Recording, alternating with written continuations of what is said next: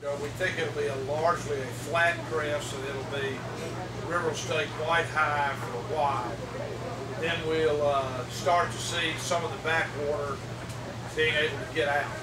And of course, for those of you who have worked in this area, what we have up here is almost exclusively backwater.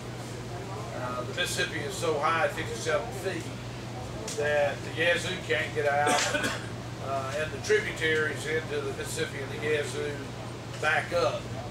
And that's the water that you see all the way almost to Belzon is backwater. The reports today were good.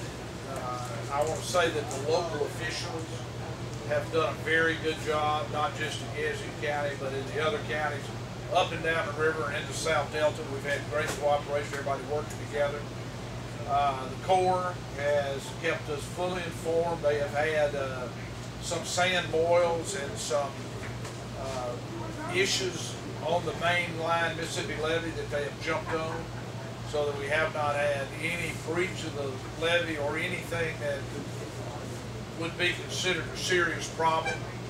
The backwater has crested a little bit below the top of the Yazoo backwater levee and the gate at Steel Bayou, which is a blessing. We had worried that it would be overtop. That did not turn out to be the case, and it does look like the water is starting to very, very slowly recede. People need to understand that we're not out of risk yet.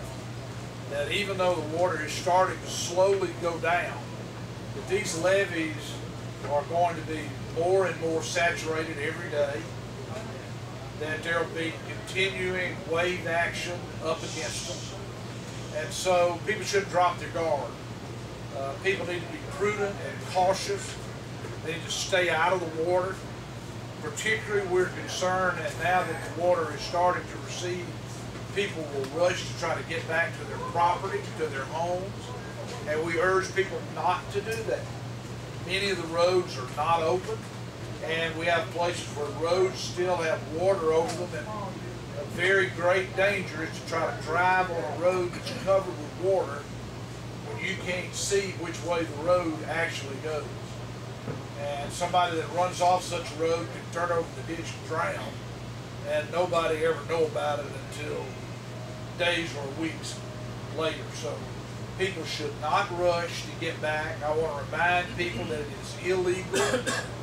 It is illegal to drive a boat on flooded areas, and it will remain so until that executive order is lifted, which won't be soon, because the damage that can be done by boating and wakes to people's property, their homes, their businesses, continues to be a real issue. Finally, we're getting tetanus shots here today.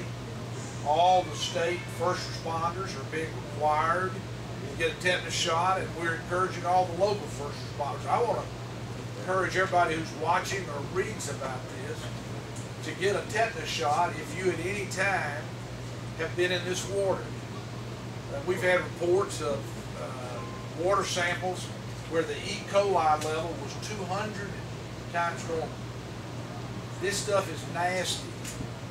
This water is nasty, and a lot more people are going to get sick from it than are going to drown in it. So getting a tetanus shot is just a smart thing to do if you're around it. Tell your children, do not play in this water.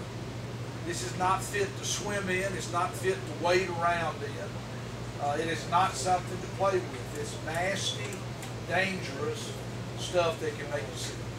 With that, let me stop and thank the Mayor of Yazoo City who's with us today, one of the supervisors here.